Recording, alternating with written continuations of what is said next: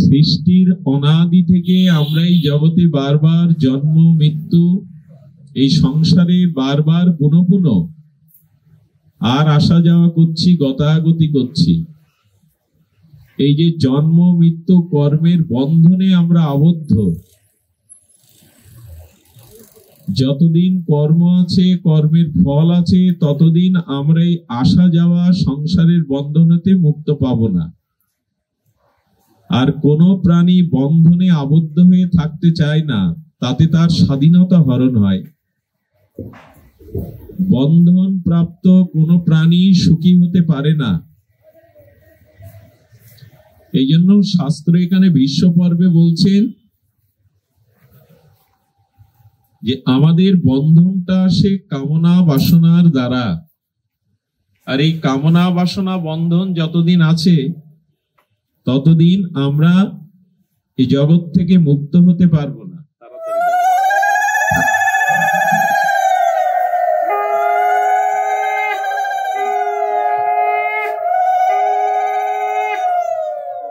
তো এই জন্ম মৃত্যু জরা ব্যাধি থেকে চিরদিনের বন্ধন মুক্তির জন্য আমাদের কি প্রয়োজন, সেটি আমরা এখন একটু জানবো। কারণ আগেই বলেছি, বন্ধন আপনাকে আমাকে কেউ যদি জোর করে ঘরের মধ্যে 24 ঘন্টা না, 12 ঘন্টা না, 6 ঘন্টা না, 2 ঘন্টা বাইরে দিয়ে তালা দিয়ে আটকে রাখে, আমাদের ভিতরে অস্থিরতা বাড়বে, মানসিক অশান্তি বাড়বে। এই জন্য মানুষ 2 থেকে 3, 4, 5 ঘন্টা বা সারাদিন আবদ্ধ হয়ে থাকতে চায় না। কিন্তু আমরা যে বারবার কোটি কোটি পুনঃ পুনঃ জন্ম মৃত্যু সংসারে আবদ্ধ হয়ে আছি, আমাদের চেতনা নাই যে এই সংসার বন্ধন হতে আমরা ভগবানের কাছে কবে ফিরে যাব, যেখানে গেলে আর কর্মফল থাকবে না, আর দুঃখ থাকবে না, জরা ব্যাধি মৃত্যু থাকবে না। তো সেই বন্ধন দশা থেকে মুক্ত হতে গেলে এমনি দেখবেন আমাদের হস্তপদ কেউ যদি বেঁধে রাখে, তো তার থেকে মুক্তি পাওয়ার জন্য আমরা কতই না চেষ্টা করি। তো এই যে সংসারের কর্মের বন্ধন থেকে মুক্তি হওয়ার চেষ্টা আমাদের করি। সামান্য রঞ্জু দিয়ে, দড়ি দিয়ে মানুষকে বেঁধে রাখলে সে মুক্ত হওয়ার জন্য কত প্রচেষ্টা করে, বল প্রয়োগ করে, কারো সাহায্য প্রার্থনা করে। কিন্তু এই যে জন্ম মৃত্যু সংসারে আমরা বারবার বন্ধনে বারবার আসা যাওয়া করছি, কর্মফল ভোগ করছি, এই বন্ধন মুক্তির চেষ্টা আমাদের করি। আরে রঞ্জু দিয়ে, দড়ি দিয়ে বাঁধা তো কাটা যায়, ঘরে বদ্ধ করে রাখলে, তালা খুলে দিলে আবার সে মুক্ত হয়। কিন্তু এই সংসার চক্র থেকে মুক্ত হওয়াটা খুব সহজ কথা নয়। যতদিন কামনা বাসনা আছে, যতদিন ভোগ বাসনা আছে, যতদিন এই সংসারের প্রতি আমাদের প্রবল আসক্তি থাকবে, এই আসক্তি রঞ্জুতে, কামনার রঞ্জুতে এভাবে কোটি কোটি জন্ম আসা যাওয়া, কর্মফল, দুঃখ, মৃত্যু, জরা ভোগ করতে হবে, মুক্ত পাবো না। সেই মুক্তির উপায় কি, খুব ধ্যান দিয়ে শুনতে হবে। সেই মুক্তির উপায় হলো কর্মবন্ধন হতে মুক্ত হতে গেলে আমাদের যে কাম বাসনা, কামনা বাসনা, অহংকার বাসনা, ভোগ বাসনা, এর থেকে নিজেদেরকে মুক্ত করতে হবে। কারণ আগেই বলেছি, বাইরে বাঁধতে গেলে রঞ্জু বা দড়ি দিয়ে, শিকল দিয়ে বাঁধতে হয়, আর আমাদের বাঁধা আছে মায়া দিয়ে, মোহ দিয়ে। এই মায়া মোহ হলো কামনা বাসনা দিয়ে আমাদের গীতার সবখানে এই জন্য বলছেন কামনা ত্যাগ করো, বাসনা ত্যাগ করো। রামপ্রসাদ তার জগৎ জননী মাকে শোনাচ্ছেন, বড় জ্বালা পেয়ে কামনা তেজেছি। আমাদের সংসারের জ্বালা তো কম না। সংসারে যা চেয়েছিলাম তা মনের মতো করে পাইনি, আর যা পেয়েছি তা আমি চাইনি। সংসার বাইরে দিয়ে যতই আমরা সুখের মনে করি, সংসার সুখের জায়গা নয়। আমি একটা দৃষ্টান্ত আপনাদের জানাই। একটি ছেলে পিতার কাছ থেকে টাকা নিয়েছে, পাকা আম, সেই রস আস্বাদন করবে, ক্ষুধা পেয়েছে। বাজারে গিয়ে একটা দোকান থেকে আম কিনেছে।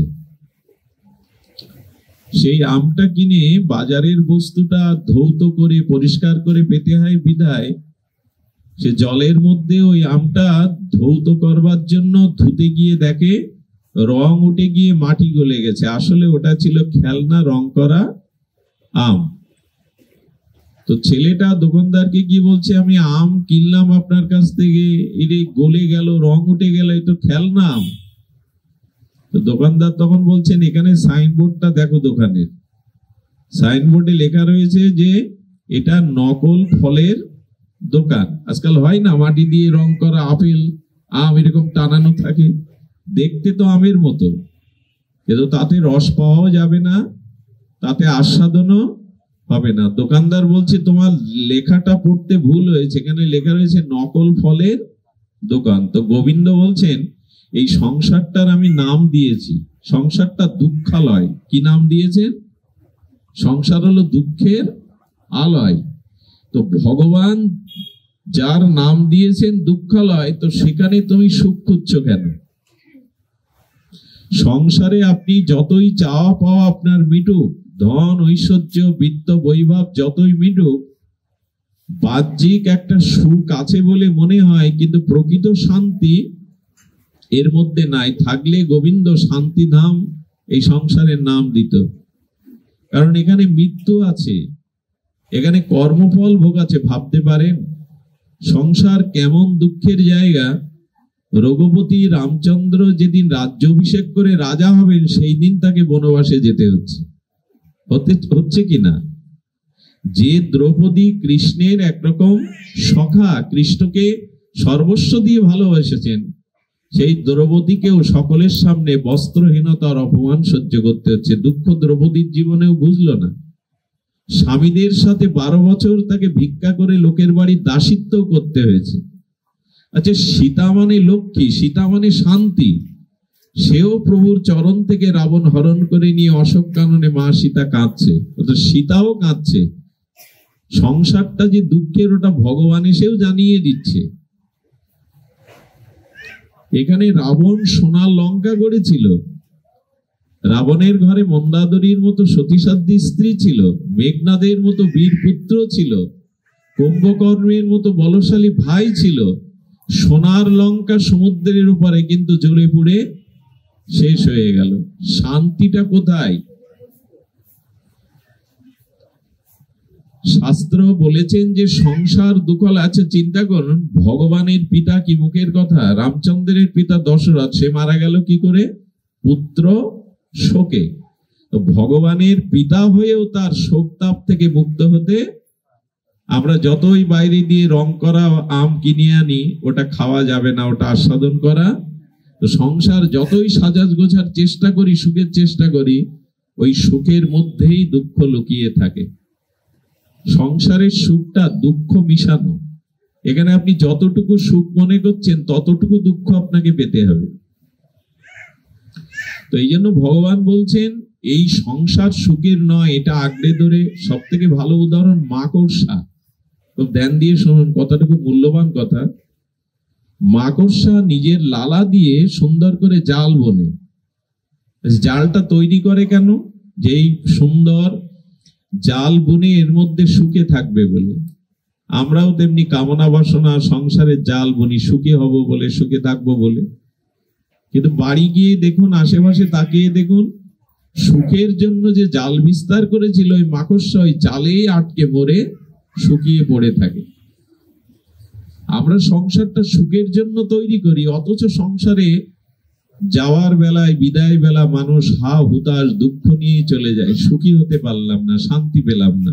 এই তো আমার বলবার অভিপ্রায় হলো, ভগবান বলেছে সংসার দুঃখালয়। এইখানে প্রকৃত শান্তি নাই, এইখানে প্রকৃত সুখ নাই। সুখ আছে মায়ার ওপারে।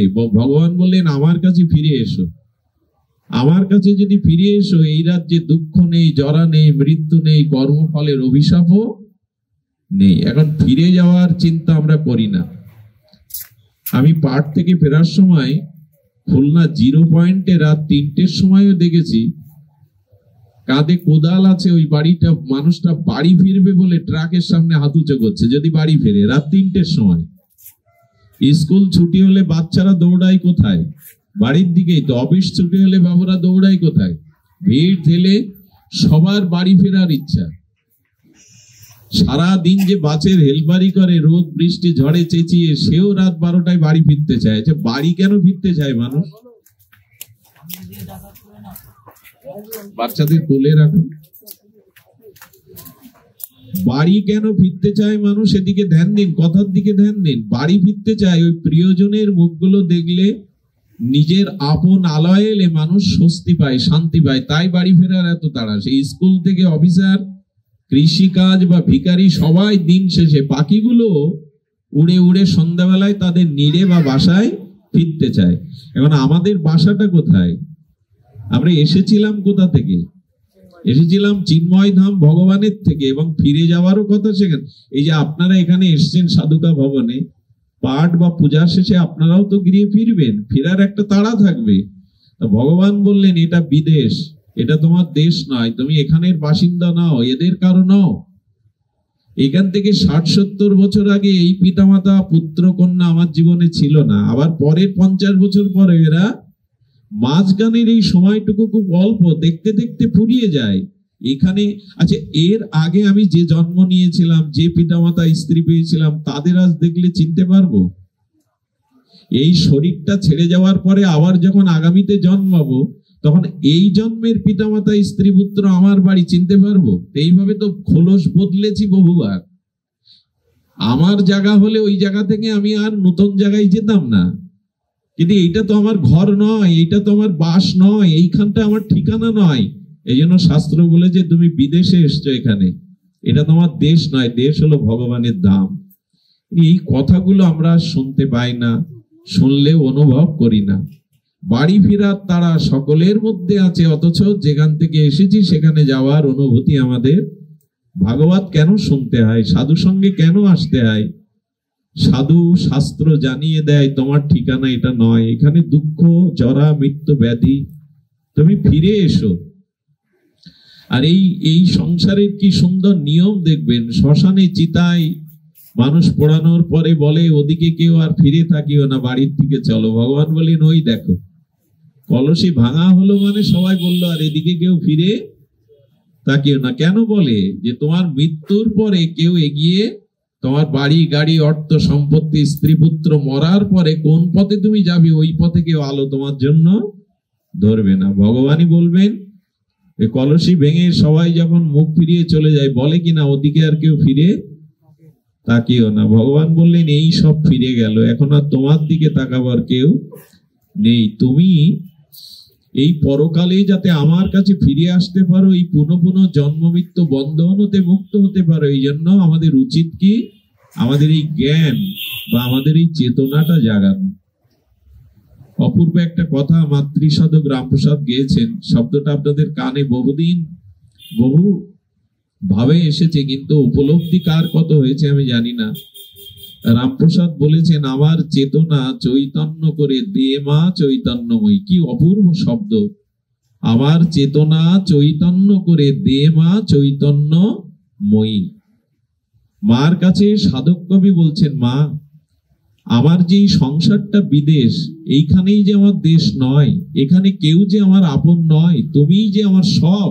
এই চেতনাটা আমি মায়ায় ভুলে গেছি, মোহগ্রস্ত হয়ে ভুলে গেছি। আবার ওই চেতনাটা ফিরিয়ে দাও, ওই জ্ঞানটা ফিরিয়ে দাও।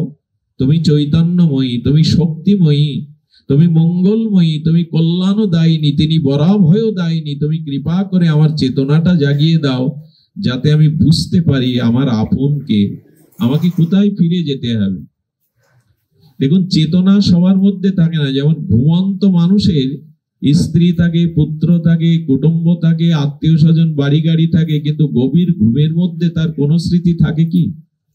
মানুষ যখন গভীর ঘুমে আচ্ছন্ন হয়, তখন তার স্মৃতি থাকে কি? কে আমি?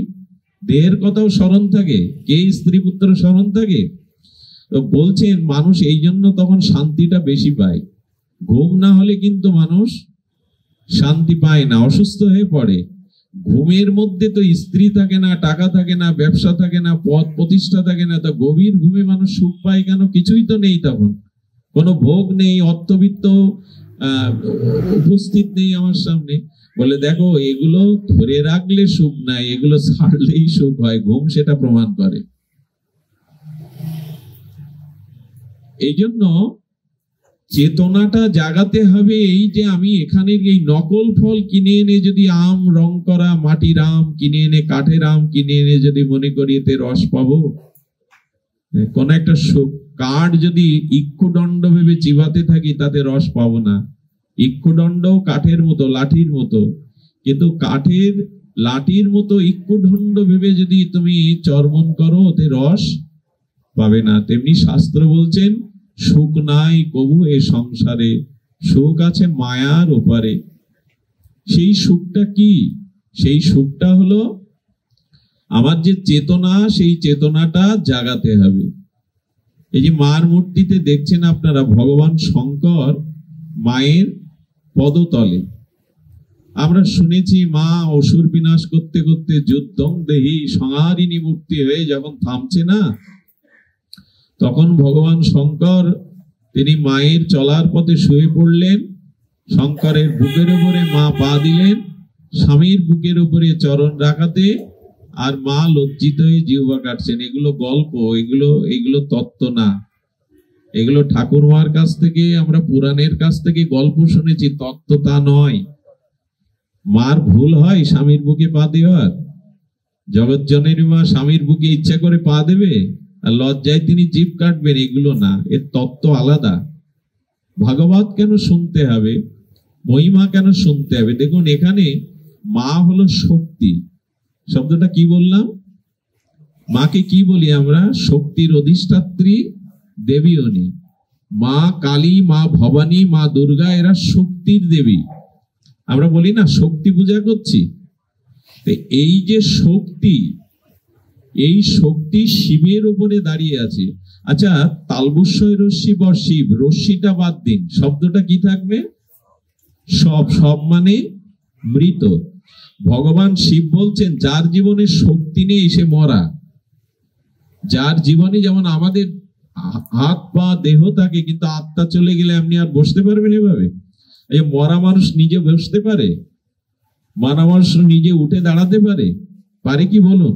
তা হাত পা আছে তো তার, দাঁড়াতে পারছে না কেন, বসতে পারছে না কেন? কারণ তার ভেতরে তার শক্তি নাই। এই যে আলোটা জ্বলছে, টিউবের আলো, এই যে মাইক্রোফোনের শব্দটা আপনাদের কানে দূরে পৌঁছাচ্ছে, যদি বিদ্যুৎ চলে যায়, শক্তি চলে গেলে টিউব থাকবে, সুইচ দেওয়া থাকবে, আলো আর পাওয়া যাবে না। তো জগতে যা কিছু ঘটছে তার মূলে হলো শক্তি। কথাটি খুব ধ্যান দিয়ে শুনতে হবে। যখন এসেছেন একটু কষ্ট করে মন দিয়ে শুনুন। শক্তি ছাড়া অর্থাৎ রশ্মি বাদ দিলে শিব হয় সব, মানে মৃত। তো ভগবান শিব বলছেন যে শক্তিকে ধারণ করো, শক্তি না হলে তুমি মৃত সব। আর মৃত ব্যক্তি, এই জগতে মৃত ব্যক্তি যদি দেহ রেখে দেন, কিছুদিন পরে দেখবেন পোকা, কীট পতঙ্গ, কীটে রূপান্তরিত হয়েছে, চিতায় পোড়ালে ছাই হবে। শক্তি ছাড়া কারো অস্তিত্ব টিকতে পারে না। এখানে ভগবান শিবের নাম কাল ভৈরব। কাল ভৈরবের উপরে মা দাঁড়িয়ে আছে। শঙ্কর হলো সংহারকর্তা। ভগবান শিব বলছেন এই পৃথিবীকে সংহার করব আমি। তো আমি যেদিন পৃথিবী মহাপ্রলয় করব, সংহার করব, সেই সংহারে একটা মাত্র জিনিস ধ্বংস হবে না, আমি ধ্বংস করতে পারবো না। যেমন ভগবান শিব সংহারকর্তা, তার বুকের উপরে দাঁড়িয়েছে শক্তি। এখানে স্ত্রী বলবো না, এখানে বলবো শক্তি। তো বলছেন যে ধ্বংসের উপরে দাঁড়িয়ে থাকে কে? শক্তি দাঁড়িয়ে থাকে। পৃথিবী একদিন প্রলয় হবে, আমাদের দেহ নাশ হবে, সবকিছু ধ্বংস হবে, কিন্তু আত্মার তার নাশ বা বিনাশ নেই। এই জন্য মহাদেব বলছেন যে ধ্বংসের মধ্যেও যে দাঁড়িয়ে থাকে তার নাম হলো শক্তি। এই জন্য তুমি শক্তি অর্জন করো। শক্তি ধ্বংস করা যাবে না। পৃথিবী প্রলয় হয়ে যাবে কিন্তু আমাদের আত্মার কোনো লয় বা প্রলয়, এই দেহটা নাশ হবে, অনেকবার হয়েছে, কিন্তু আত্মার কোনো নাশ বা লয়, একে পোড়ানো যাবে না, ভিয়ানো যাবে না, একে অস্ত্র দিয়ে ছেদন করা যাবে না। নৈনাং সিদ্ধান্তে নৈনাং দহতি পাবক, এ কথা গীতায় ভগবান বলেছেন। এখন মা হলো শক্তি, এই শক্তি দাঁড়িয়ে থাকে, শক্তিমানই একমাত্র দাঁড়িয়ে থাকে। আচ্ছা, এই শক্তিটা কি?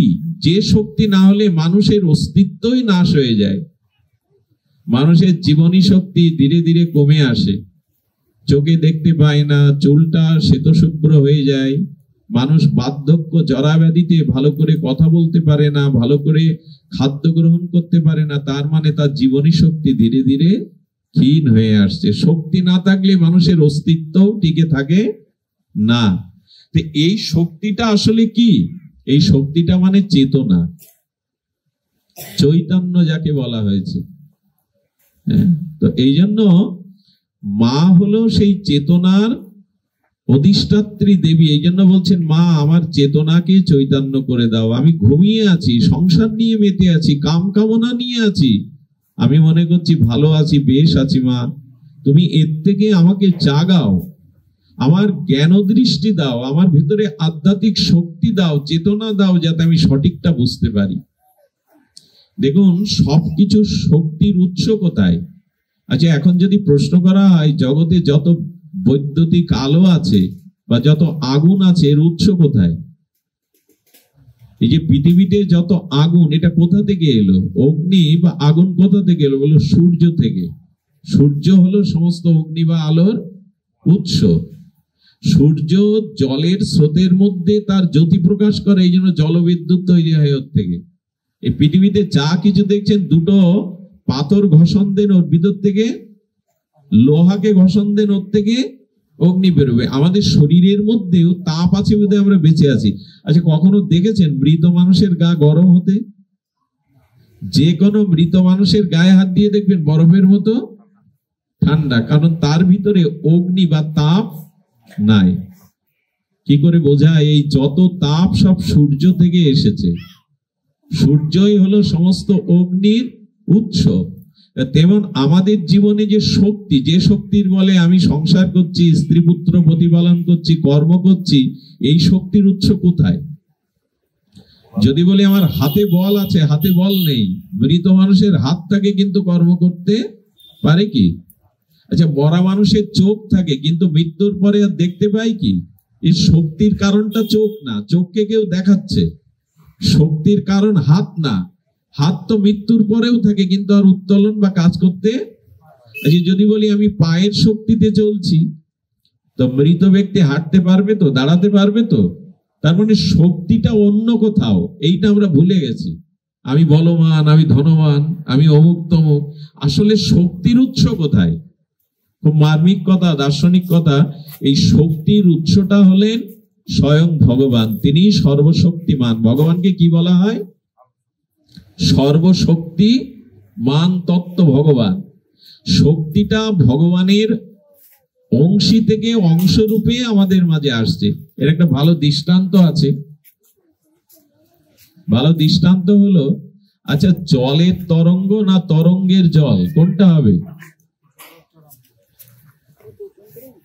কথা বলুন আমার। জল থেকে তরঙ্গ হয় না তরঙ্গ থেকে জল হয়? নদীর ঢেউ হবে না ঢেউয়ের নদী হবে? ঢেউয়ের নদী হয়? হয় না। জল আছে বলে তরঙ্গটা হয়। শুকনো ডাঙায় বা এখানে তরঙ্গ হবে?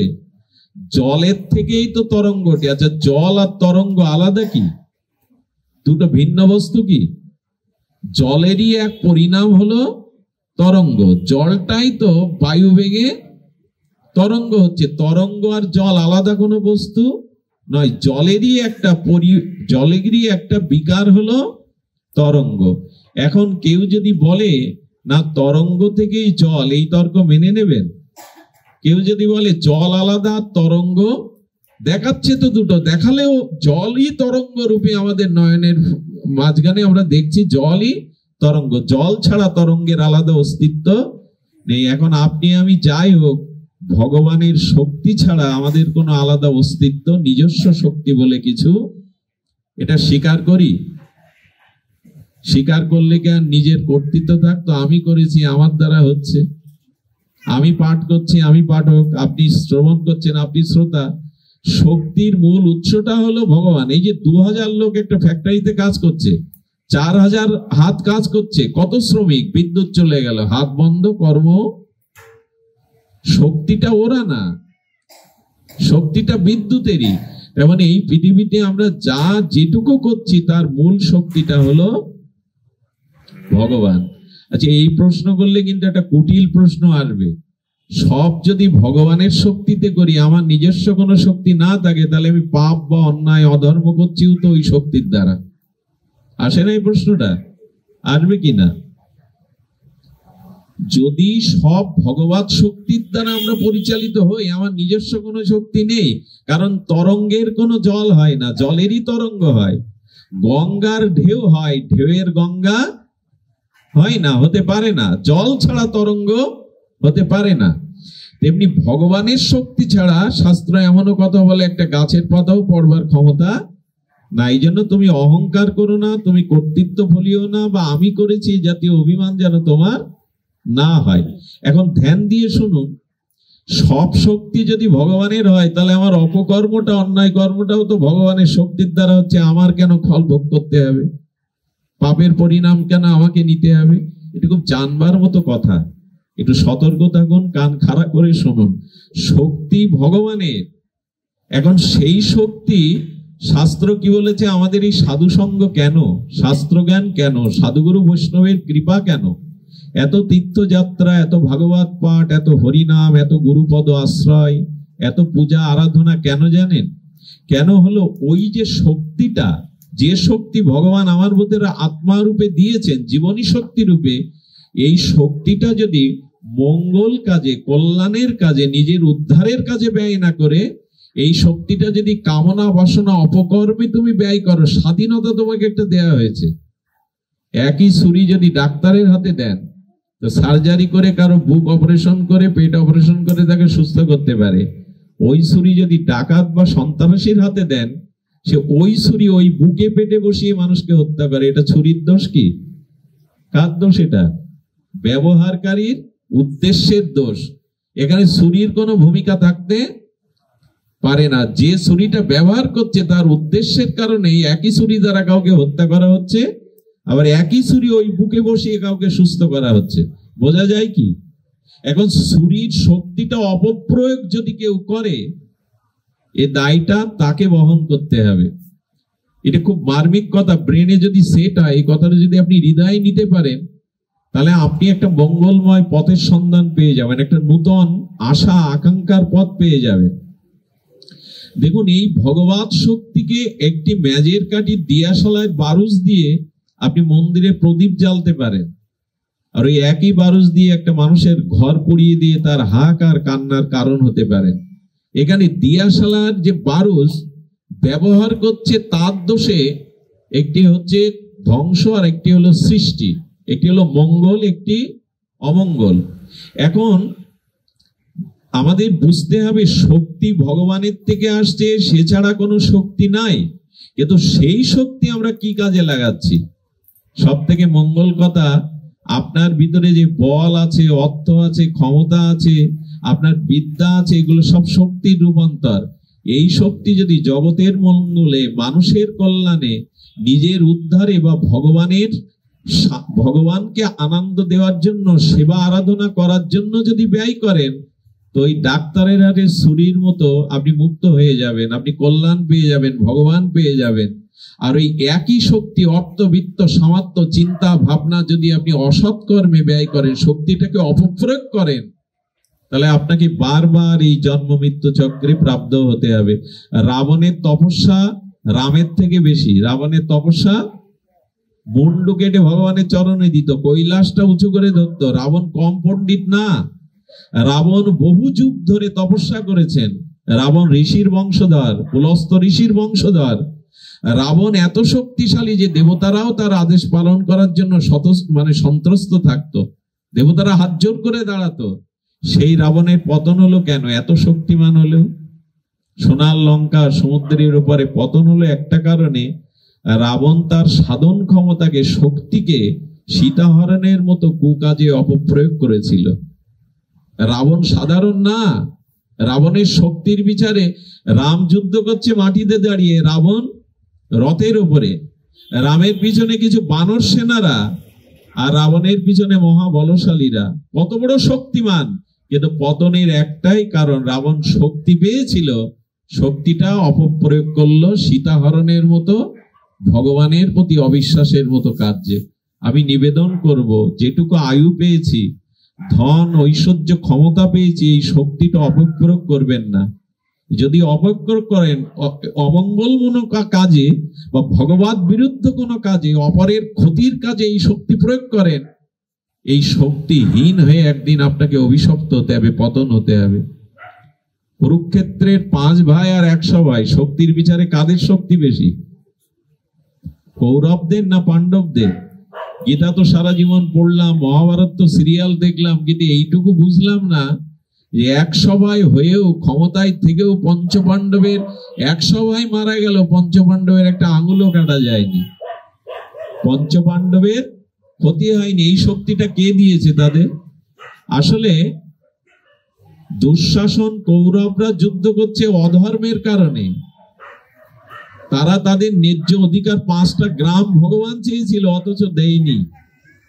অর্থাৎ কৌরবরা তাদের যুদ্ধটা করছে অধর্মের, অপশক্তির কারণে, তাদের নিজের স্বার্থের কারণে। আর পাণ্ডবরা যুদ্ধ করছে কি কারণে? ধর্মের জন্য, ন্যায় এবং নীতি ধর্মের জন্য তারা যুদ্ধ করছে। জয়ী কার হলো? বসো ওখানে, বসো ওখানে, বসো।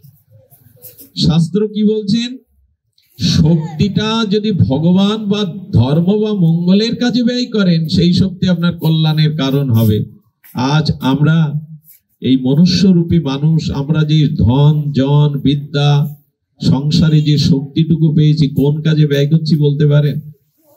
শুধু আমার সুখের জন্য, আমার ভালোর জন্য, আমি কি করে সুখে থাকবো, আমি কি করে ভালো থাকবো। আমরা আমাদের এই শক্তিটাকে যথাযথ মঙ্গলময় কাজে লাগাচ্ছি না। আরেকটু মঙ্গল কথা শুনুন, খুব মার্মিক কথা। অগ্নিতে যদি, হোমে যদি আপনি ঘি দেন, তো অগ্নি নিভে যায় না আরো প্রজ্বলিত হয়? আপনি অগ্নিতে ঘি দিচ্ছেন, ঘিও তরল, তাতে কি হয়? অগ্নিটা আরো, কিন্তু ওতে যদি তরল জল দেন, অগ্নিটা নিভে যাবে। দুটোই তরল বস্তু। ঘিটা অগ্নিতে দিলে অগ্নি আরো নিবাপিত অগ্নি আরো প্রজ্বলিত হয়, কিন্তু জল দিলে নিভে যায়। শাস্ত্র বলছে শক্তিটা যদি ভগবানের উদ্দেশ্যে ব্যয় করো, মঙ্গল কাজে ব্যয় করো, ওই শক্তি শতগুণ বেড়ে যাবে। কিন্তু শক্তিটা যদি অপপ্রয়োগ করো, অধর্ম অকল্যাণের ভোগের পেছনে লাগাও, তুমি শক্তিহীন হয়ে পড়বে। তখন আর শক্তি। এই জন্য পাণ্ডবরা পরাজিত হয়নি, কৌরবরা পরাজিত হলো। কারণ পাণ্ডবরা ধর্মের পক্ষে ছিল, তাদের শক্তিটাকে তারা ধর্মের কাজে লাগিয়েছিল। আর তার পরিণাম কি হলো জানেন? 199 ভাই মারা গেছে। সেই ভাইদের স্ত্রীর, বিধবাদের সাদা বেশ দেখছে, চোখের জলে রক্ত ভেসে যাচ্ছে, আর দুর্যোধন পাশে সান্ত্বনা দেওয়ার কেউ নেই। ভীমের গদা আঘাতে দুর্যোধন কাঁদছে সন্ধ্যার অন্ধকারে, কেউ কি নেই, কেউ কি নেই। যাদের এত শক্তি এত বল, তারা সন্ধ্যার অন্ধকারে ওখানে কাঁদছে। আর যে যুধিষ্ঠির কি করেছে? যুধিষ্ঠির মহাপ্রস্থানের পথে চলেছে, যে পথে গেলে আর ফিরে সংসারে আসতে হয় না। এতে কি প্রমাণ হলো? শক্তি যদি অপপ্রয়োগ করো, দুর্যোধনের মতো সাথী হারা, আপন হারা হয়ে মৃত্যুর যন্ত্রণায় কাতরাতে হবে আধারে। আর যদি তুমি শক্তিটার সৎ কাজে, মঙ্গল কাজে, ভগবত আরাধনায় কাজে লাগাও, যুধিষ্ঠিরের দিকে তাকিয়ে দেখো, তিনি একা চলেছেন মহাপ্রস্থানের পথে সশরীরে। তার দুঃখ জরা কষ্ট নাই, সে চলেছে। এগুলি কি গল্প? এগুলো গল্প উপন্যাস না, এগুলো আমাদের জীবনের চেতনার কথা।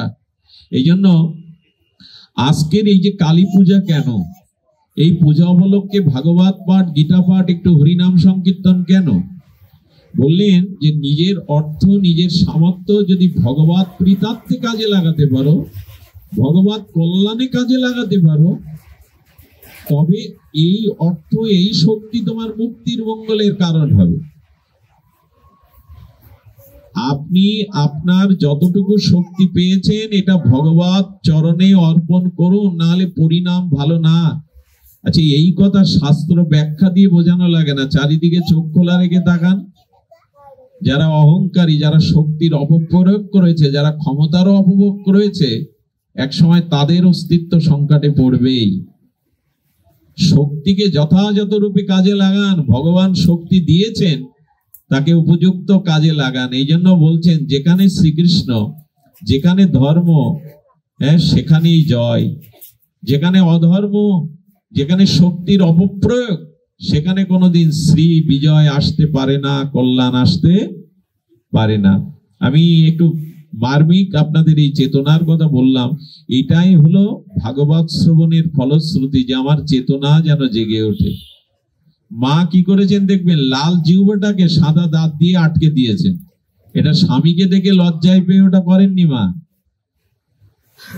আপনারা লক্ষ্য করুন, মা শ্বেত শুভ্র দন্তপংক্তি দিয়ে লাল জিহ্বাটাকে আটকে দিয়েছেন। মা বলছেন কি, ওই যে শক্তিটা আছে, সেই শক্তিটা আমাদের 3 গুণে ব্যয় করি। কেউ সত্য গুণে, কেউ রজগুণে, কেউ তমগুণে।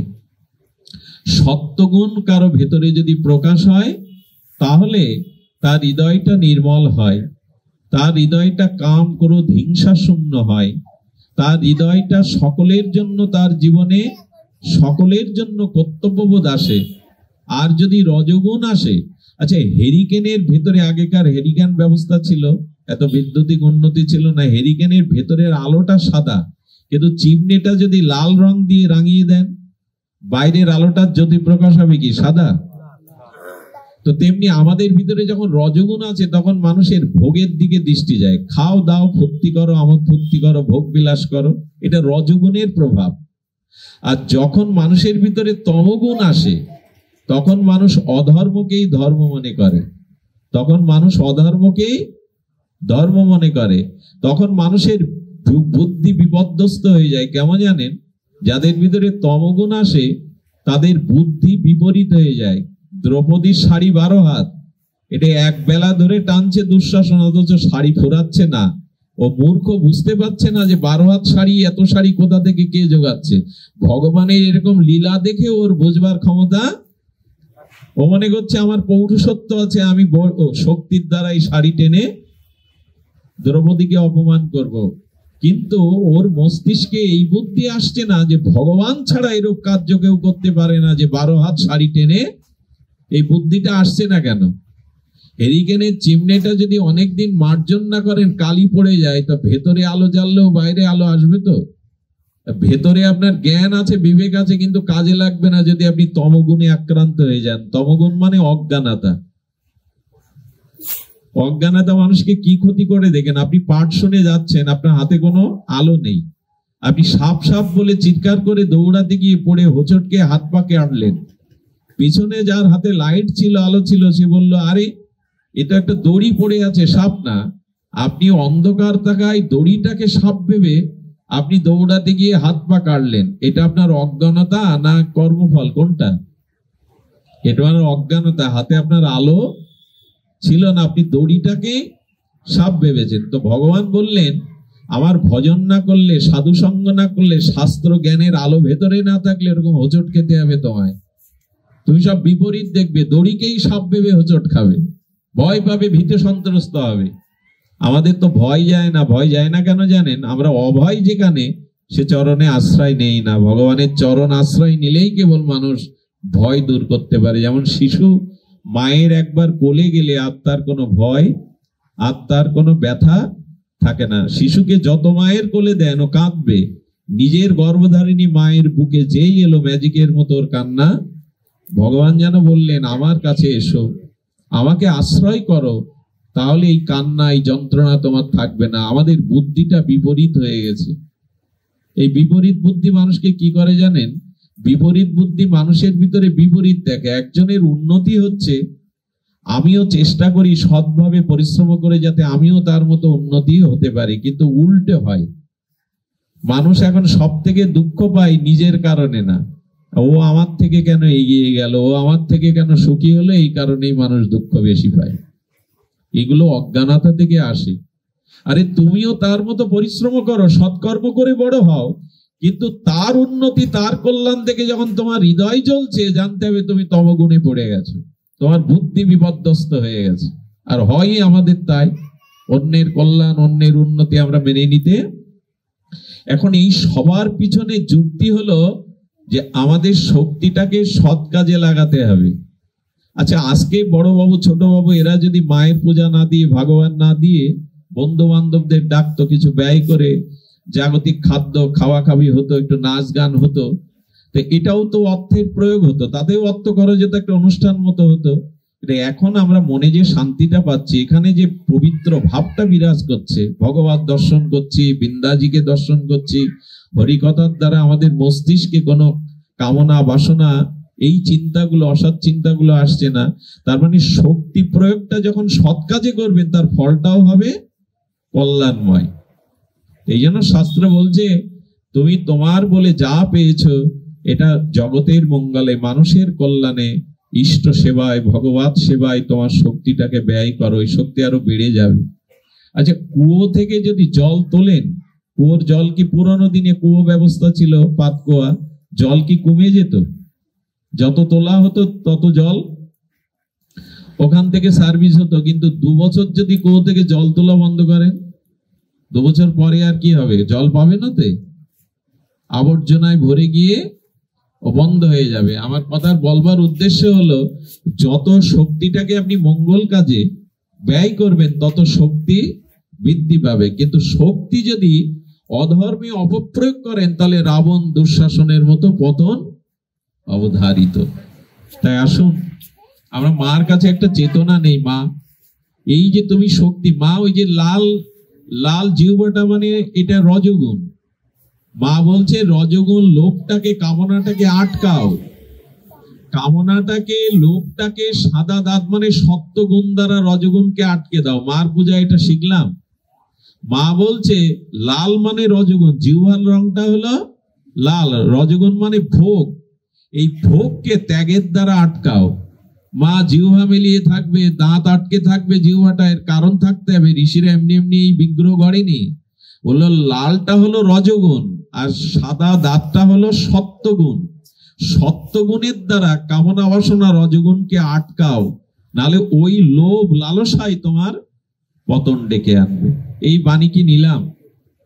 আচ্ছা, মা দেখবেন দুটো মানুষ যখন এক জায়গায় দাঁড়িয়ে থাকে তখন দুটো পা এক জায়গায় করে থাকে, যখন চলে তখন 2 পায়ে চলতে পারে তো একসাথে? তো পড়ে যাবে।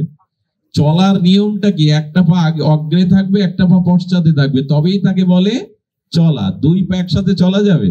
মার পায়ের দিকে, চরণের দিকে লক্ষ্য করুন, এক জায়গায় নয় পা। মা একটা পা পেছনে, একটা পা সামনে রেখেছেন। মা বলছেন শিব মানে মঙ্গল। শিব মানে, খুব মার্মিক কথা, শিব কথাটির অর্থ হলো মঙ্গল, যা মঙ্গলময় তাহাই শিব। মা যেন বললেন চলো, শক্তি প্রয়োগ করো, তবে শিবের পথে, মঙ্গলের পথে চলো, অমঙ্গলের পথে। ওই দেখুন, চরণটা কার উপরে দিয়েছেন? শিবের উপরে। শিব মানে কি বললাম আমরা? শিব মানে কি? মঙ্গল, কল্যাণ। অর্থাৎ তুমি কল্যাণের পথে, মঙ্গলের পথে পা বাড়াও, তোমার জীবনের চলনাটা যেন মঙ্গলের পথে হয়। পূজা থেকে এটা কি শিখলাম? ঢাক ঢোল মাইক পিটিয়ে কোন রকম হলো? এখন পূজার দুটো দিক আছে। একটা এই যে বাদ্যযন্ত্র বাজানো, গান বাজনা বাজানো, আত্মীয় স্বজন এলো, প্রসাদ আদি খাওয়া খাওয়া হলো, কিন্তু মার পূজা থেকে আমরা জানলামটা কি, নিলামটা কি, আরাধনাটা করলাম কি? আর আমাদের হিন্দুদের দুর্দশার তো শেষ নেই। যার বাড়ি কালী পূজা, সে কি করে জানেন?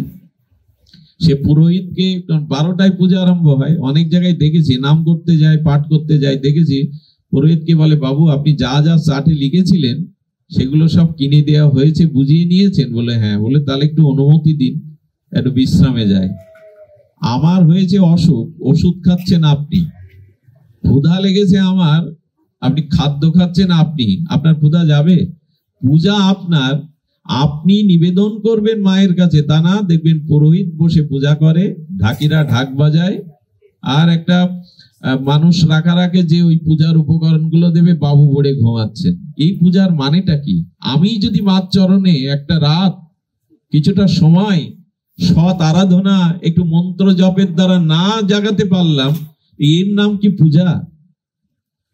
দুঃখ পাবেন না, অনেক জায়গায় দেখবেন এই দশা হয়, বাবু নাক ডাকিয়ে ঘুমাচ্ছেন, পুরোহিত রাখা, উনি পূজা করে যাচ্ছেন। আরে ক্ষুধা লেগেছে আমার, খেতে হবে তো আমার। এই জন্য পূজা মানে এই নয়, পূজা মানে এই নয় আরাধনাটা আমাকে করতে হবে। আমার খাওয়াটা কেউ খেলে দেখুন, ভোজন আর ভজন এই দুটো জিনিস অন্য কেউ করলে হয় না। আপনার ধরুন যদি অন্য কেউ খায়, আপনার ক্ষুধা যাবে? কোনোদিন যাবে? আর আপনার ভজন যদি বলেন বাবা তুমি আশীর্বাদ করো, তুমি সব করে দাও, আপনার ভজনও আপনাকে করতে হবে। অন্য কেউ করে, অন্য আপনাকে প্রেরণা দিতে পারে, কিন্তু ভজনটা আপনার করতে হবে। রামপ্রসাদ, আমাদের ঠাকুর রামকৃষ্ণ কি করতেন জানেন? সেই সুরধ্বনি ভাগীরথী গঙ্গার তীরে আর দক্ষিণেশ্বরে যখন সূর্য অস্ত যেত, ঘটনাটা আমার খুব হৃদয়কে দুর্বল করে দেয়। রামকৃষ্ণ পরমহংস কি করছেন, যখন সূর্য অস্ত যাচ্ছে তখন উনি নাট মন্দিরে বসে মেঝেতে, পাকা মেঝেতে মুখ ঘষছেন, বিরহ কাতরা হয়ে যন্ত্রণায় বলছেন, মা সূর্য তো অস্ত গেল, দিন তো চলে গেল, তুই তো দেখা দিলি না মা। কাঁদছে প্রতিদিন, ওই একই দৃশ্য কাঁদে। আর সাঁওতালরা, ওখানে যারা নিম্ন শ্রেণীর মানুষ ছিল, তারা বলতো তোমাদের ঠাকুরের কি মির্গির রোগ? তোমাদের ঠাকুরের কি মির্গির রোগ যে উনি প্রতিদিন মুখ ঘুষে কাঁদেন? তো সবাই তো এটা জানে না। ঠাকুরের শিষ্য যারা, তারা জানতেন ঠাকুর কেন কাঁদছে। মাকে পাওয়ার এই হলো উপায়, মা দেখা তো দিলি না, দিন যে চলে গেল, তোকে তো পেলাম না। তাই পূজা মানে মায়ের কাছে আরাধনা, উপাসনা মানে মায়ের নিকটে এসে বসা। আমার প্রার্থনা, যদি বলেন তাহলে পুরোহিত ডাকবো কেন? কারণ মন্ত্র আমি জানি না, পুজোর আচার জানি না, তাই তাকে বসিয়েছি, কিন্তু তার পেছনে আরাধনাটা আমাকে করতে হবে, মায়ের কাছে নিবেদনটা আমাকেই করতে হবে। আমাদের দেশে এইগুলি হয়। কালী পুজো যার, তিনি ঘুমান, মায়েরা উপবাস করে হয়তো জাগতে হয়, তাই বসে বসে জাগে। এখানে বসে মায়ের জপ, এখানে বসে মায়ের নাম, এখানে বসে একটু শাস্ত্র পাঠ, এগুলি জপ ধ্যান, এগুলি করে কাটাতে হয়। আরে একটা রাত যদি মাকে না দিতে পারলাম, তার উপাসনা না করতে পারলাম, তো আমরা পাবোটা কি? দুটো টাকার জন্য মানুষের কত পরিশ্রম করতে হয়, কত খাটাখাটনি করতে হয়, আর ভগবত কৃপা পাওয়ার জন্য শুধু আয়োজন করলেই হয়ে গেল? এই জন্য উচিত আরাধনাটা নিজে করা, মার চরণে নিবেদনটা নিজেকে জানানো। যেমন সাধক রামপ্রসাদ করেছেন, ঠাকুর রামকৃষ্ণ দেব করেছেন, পরমহংস, এনারা নিজেরাই কেঁদেছেন, মায়ের কাছে তপস্যা করেছেন, কঠোর তপস্যাধনা করেছেন। তাই আপনাদের কাছে নিবেদন করব, পূজা থেকে যেন আমরা শিক্ষা নেই। মা কি শিক্ষা দিলেন? রজগুণটাকে সত্যগুণের দ্বারা নিয়ন্ত্রণ করো। মা, আচ্ছা, মার গলে যে মুন্ডুমালা, এবার রামপ্রসাদী সঙ্গীত তো এখন বাজে না, পান্নালালের সেই সঙ্গীত এখন আর শোনা যায় না।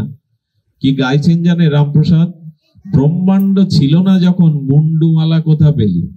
প্রশ্ন তুলেছে মা, যখন পৃথিবী সৃষ্টি হয়নি তখন তো তুমি শক্তিরূপী ছিলে, তা পৃথিবী সৃষ্টি হয়নি তো নরমুন্ডমালা তুমি কোথায় পেলে? আচ্ছা, কোনো মা পারে কি সন্তানের মাথা গেতে হার করে পড়তে? কোনো মার কাজ এটা? একটু কথা বলুন, মা এটা পারে যে কারণ মুন্ডু কেটে গলার মালা করে মা পড়তে?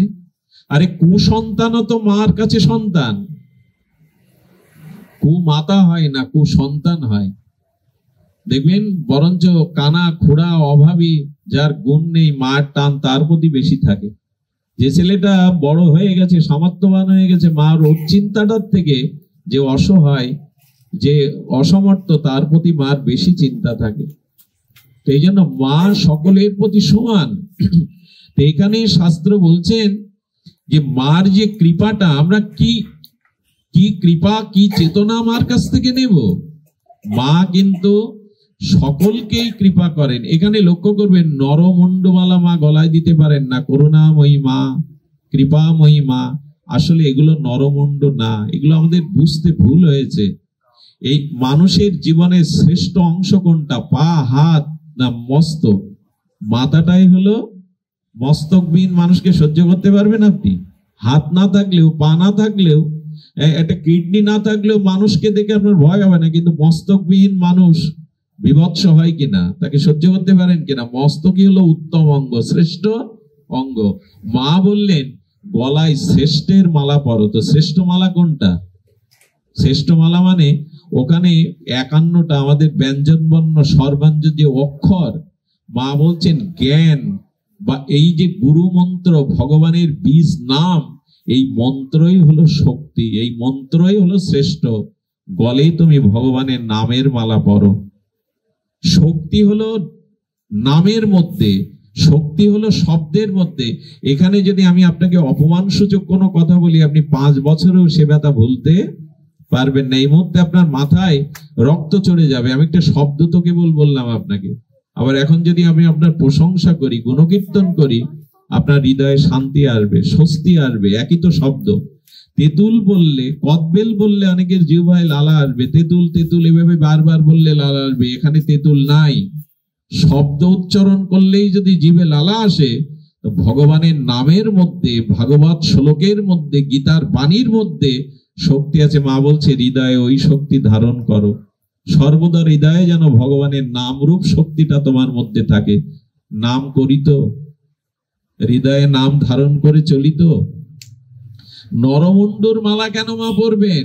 মা বলছেন মন্ত্র শক্তিটাকে গলার মানুষ গলায় দেয় কোন জিনিসটা? প্রিয় জিনিসটা তো। গলায় কোন জিনিস দেয়? প্রিয় জিনিস দেয় তো। তা মা বলছেন হরি নামটাকে, ভাগবত নামটাকে শক্তি রূপে গলায় পরো, হৃদয়ে রাখো। আচ্ছা, শিব ঠাকুর বিষ খেলেন, কালকোট বিষ। ওনার কণ্ঠ পর্যন্ত এসে নীলকণ্ঠ হলো, লাঞ্চে গেল না কেন, বুকে গেল না কেন বিষ? এর কারণ কি মা? শিব ঠাকুরের কণ্ঠে কই নীলকণ্ঠ বলা না হয় না? কালকোট বিষ বুকে তো যেতে পারত। আর বিষ যতক্ষণ কারো কণ্ঠ পর্যন্ত, ততক্ষণ তাকে মারতে পারবে না, যতক্ষণ হৃদয়ে বা লাঞ্চে রক্তে না মিশবে। তো ভগবান শিবের কণ্ঠে বিষ আটকে গেল কি করে? কালকূট বিষ, যে হলাহল বিষ কেউ নিতে চায়নি দেবতারা। শিব ঠাকুর বললেন ভেতরে কেন গেল না জানো? ভগবান রামচন্দ্রের নাম আমার হৃদয়ে সর্বদা ধ্বনিত হয়। আমি রাম নাম করছি সর্বদা। যার হৃদয়ে রাম বসে আছে নাম রূপে, ওখানে বিষ যাবে কি করে? এই জন্য কণ্ঠেই থেমে গেছে বিষ। আর আপনিও বিষ কণ্ঠে রাখেন, মরবেন না। যতক্ষণ লাঞ্চে বা রক্তে প্রবেশ না করবে, ততক্ষণ আপনার মৃত্যু। সেই বুকেই বিষ ঢোকে না যে বুকে ভগবানের নাম বা চেতনা আছে। এই জন্য মা বলছেন, আচ্ছা মার হাতে খড়গটা কেন? আপনারা কি লক্ষ্য করেছেন? প্রণাম করার সময় মাকে ভালো করে দেখবেন কি কি আছে। মার হাতে যে খড়গটা আছে, ওখানে দেখবেন একটা চোখ আঁকানো আছে। ঋষির একটা চোখ আঁকিয়ে দিয়েছে। তা খড়গে চোখ থাকবে কেন? তার কারণ কি? আর জগৎ জননী মা, কৃপাময়ী মা হাতে খড়গও বা নিবেন কেন? মা বলছেন জগতে অস্ত্র 2 প্রকারের। এক ধারালো অস্ত্র, যা বস্তু বা অন্য কিছু কাটা যায়। আর একটা হলো জ্ঞানের অস্ত্র। অস্ত্র কটা বলা হলো? আচ্ছা, আমার ভিতরে যে খারাপ গুণ, আসরিক গুণ আছে, তো সেই আসরিক বা মন্দ গুণের দ্বারা আমাকে আপনি মেরে ফেলতে পারেন অস্ত্র দিয়ে, পারেন কিনা? কিন্তু কোন অস্ত্র শক্তি বেশি? বাইরের ধারালো অস্ত্র দিয়ে আমাকে মেরে ফেললেন, এই শক্তিটা বেশি, না জ্ঞান বা চেতনার শক্তি দিয়ে আমার ভিতরে যে অধর্ম কুকর্মটা ছিল তাকে শোধন করে আমাকে প্রকৃত মানুষ করলেন? কোন অস্ত্রের শক্তি বেশি? কথা বলেন না তো আপনারা। জ্ঞানের অস্ত্রের শক্তি বেশি। আমার ভিতরে যে পাপ বা অসুরত্ব আছে, আমাকে আপনি ঘুচিয়ে দিতে পারেন, আমাকে আপনি মেরে ফেলতে পারেন অস্ত্র দিয়ে, কিন্তু তাতে সংশোধন হলো?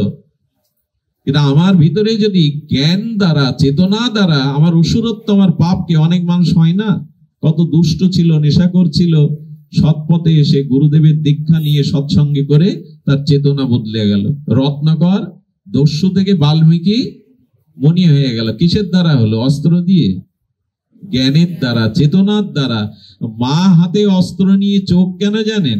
আমাদের চোখ কয়টা মা? কটা চোখ? চোখ 2টো না, 2টো আছে দেখছি, কিন্তু আর একটা চোখ আছে। এই চোখটা হলো জ্ঞান চক্ষু, আমরা একে বলি। এবার সাধারণ গ্রাম্য মানুষ কেউ হোঁচটকে পড়ে গেলে বলে এই বেটা তোর কপালে চোখ নেই। অর্থাৎ আমাদের জ্ঞান দৃষ্টিটা থাকে চেতনা। এই মার চোখ কটা? এখানে 2 ভুরুর মাঝখানে একটা। এটা হলো জ্ঞান দৃষ্টি। এটা হলো, এই জন্য মানুষ যখন কোনো গভীর চিন্তা করে, আর্টিস্ট বলেন, পরিচালক বলেন, বা কোনো বিজ্ঞানীরা বলেন, তখন এইখানে হাতটা দিয়ে চিন্তা করে, দেখবেন কপালের মাঝখানে হাতটা চলে যায়। চিন্তা শক্তিটা কেন্দ্রায়িত হয়, একে বলে আজ্ঞা চক্র। কি বলে?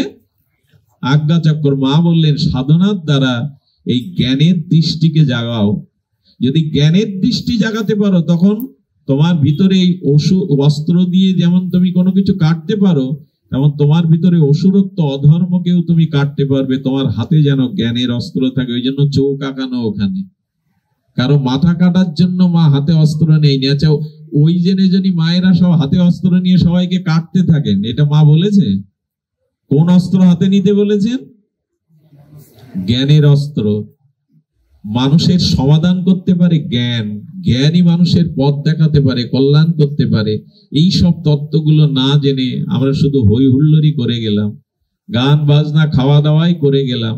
আমার মনে হয় যে কোনো পূজা পার্বণে যে দেবদেবীর পূজা হচ্ছে সেখানে যদি ভাগবত দেওয়া হয়, ধর্মীয় আলোচনা দেওয়া হয়, তাহলে ওই পূজার অর্থটুকু জানতে পারলে, আচ্ছা কোন গরিব মূর্খ কৃষক পথে যেতে গিয়ে একটা চকচকে পাথর পেল, সেই পাথরটা মেয়েটা খেলবে বলে চকচক করছে, তার মূল্য না জেনে, তার তত্ত্ব না জেনে মেয়েকে বললো, মা এটাকে চকচক করছে, এটা খেয়াল। আচ্ছা ওই পথে যেতে যেতে ঘরের মধ্যে ওই চকচকে উজ্জ্বল আলো দেখে এক জোহরি, সে গিয়ে বলছে এই আলোটা কোথা থেকে আসছে দিনের বেলায় তোমাদের ঘরে? বলে এই পাথরটা কুড়িয়ে ফেলেছিলাম ঘরে রাখা। জোহরি হাতে দেখলে ওটা হীরা, ওটা কোহিনূর হীরা। আচ্ছা ওই কৃষককে যদি বলে এর 1 কোটি টাকা না, এর একটা রাজ্য সমদান, এটা কোহিনূর হীরা, তুমি জানো না? এই কথা বলবার পরে কালকে ওই পাথরটা পাওয়ার পরে পাথরের যে মূল্যায়নটা কাল করেছিল, আজকে জানার পরে কি ওই মূল্যায়ন করবে পাথরের উপরে? কথা বলুন, করবে কি? করবে না, কারণ কালকে জানতো না, ও জানতো এটা সাধারণ একটা চকচকে, আজকে জহুরির দ্বারা জানলো এটা পাথর না, এটা মহামূল্যবান সম্পদ। এই জন্য ওর প্রতি তার টানটা, অনুরাগটা বাড়বে। তেমন মানুষ যদি ভাগবত আলোচনা দ্বারা এই তত্ত্বগুলো জানতে পারে, তখন আর মার প্রতি অবহেলা, অশ্রদ্ধা, অজ্ঞানতা আসবে না, তখন শ্রদ্ধা বোধ আসবে। কারণ বস্তুর মূল্য জানলে সেই বস্তুর প্রতি তখন, আজকে হয় এসব আলোচনা হয়, বাড়িতে কালী পূজা খুব হলো, হই হুল্লোড় খুব হলো, গান বাজনা খাওয়া দাওয়া হলো, অথচ আমার চেতনা জাগলো না, আমি জ্ঞানের যে অস্ত্র তা নিতে পারলাম না। তাই আপনাদের কাছে অনুরোধ করব যে আসুন আমাদের চেতনা জাগায়। মাকে বলি, মা আমার চেতনা চৈতন্য করে দাও। আরো কি দুর্দশায়, এখন যারা মাকে প্রণাম করছেন, মা কিন্তু এখন প্রাণ প্রতিষ্ঠা, এখনো মা প্রতিমায় আছে, ঘট স্থাপন হবে, প্রাণ প্রতিষ্ঠা হবে, চক্ষুদান হবে, তবে মা। না আমরা এখন প্রণাম করে চলে যাচ্ছি, আর কালকে যখন সকালে প্রণাম করে প্রসাদ নিয়ে প্রণাম করতে যাব, তখন মাকে বিদায় দেওয়া হয়েছে, দড়ি কেটে দেওয়া হয়েছে। মা বললেন প্রণাম করলি 2 বার, বাড়ির লোকরাও করে যেখানে পূজা হয়, একবার প্রণাম করলি তখন আমি আসিনি, আর দ্বিতীয়বার প্রণাম করলি তখন আমি বিদায় নিয়েছি। হিন্দুদের কি দুরবস্থা, এত ঘটা করে সরস্বতী পূজা, কার্তিক পূজা করে, পরের দিন রাস্তার ধারে গাছের তলায় ওই একদিন কেবল আদায় করে নিলাম তোমার কাছ থেকে কৃপা, তারপর তুমি রোদ বৃষ্টি। আর পশ্চিম বাংলায় দশা আরো দুর্দশা, গাছের তলে রাস্তার ধারে সব দেবদেবী বসিয়ে রাখে, কত বড় অন্যায়। ওই রোদ বৃষ্টি পায়ের ধুলো সব ওখানে গিয়ে পড়ছে। আমাদের জ্ঞান, আমাদের চেতনা এই জায়গায়, একদিন পূজা করলাম তারপরে আর তার চেতনা, এটা যেন না হয়, আমরা যেন চেতনাকে লালন করতে পারি। যাই হোক, যে গৃহে আজ হরি কথা বলবার জন্য এসছি, আমি নিজে খুব ক্ষুদ্র মানুষ, কিন্তু তাদের কাছে আমি অনেক ঋণী। বিশেষ করে আমাদের বাবু এবং মাতা ঠাকুরানী, এরা ভাই বধুরা, এদের একটা গুণ ভগবান দিয়েছেন, সেই গুণটা হলে এরা সাধুগুরু বৈষ্ণবকে শ্রদ্ধা করে, মানে। বড় বাবু এই অনুষ্ঠানটার জন্য বাড়ির পক্ষ থেকে 2 বার, আমার আজকে বক্সেরপুরেই পাঠ ছিল, তাদের অনুরোধ করে, অনেক দাবি করে এই অনুষ্ঠানের সময়টা বের করা।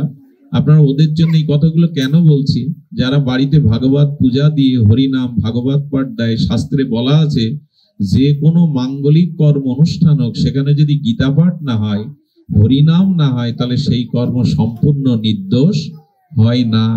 যদি কোথাও গীতা শাস্ত্র ভাগবত আলোচনা হয়, হরিনাম হয়, তাহলে সেই কর্ম সম্পূর্ণ নির্দোষ হয়ে ভগবান তাদেরকে অভীষ্ট পূর্ণ করেন। এই জন্য এই যে অনুষ্ঠানটার মহিমা আলাদা, এই যে কত ভক্তের পায়ের ধুলো পড়লো, এখানে ভগবানের দিব্য নাম উচ্চারণ হলে এই বাতাসটাই পবিত্র হয়ে গেছে, এই স্থানটাই পবিত্র হয়ে গেছে।